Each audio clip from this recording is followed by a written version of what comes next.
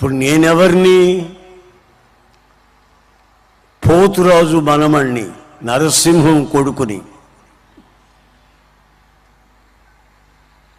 నేను అదే ప్రశ్న అడుగుతున్నాను. యేసుక్రీస్తులో ఏదైనా అపవిత్రత ఉన్నట్లు ప్రపంచంలో ఎవడైనా రుజువుపరచగలడా?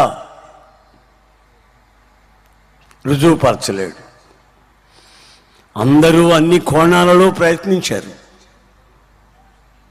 చతికిల పడ్డారు, చేత కాలేదు.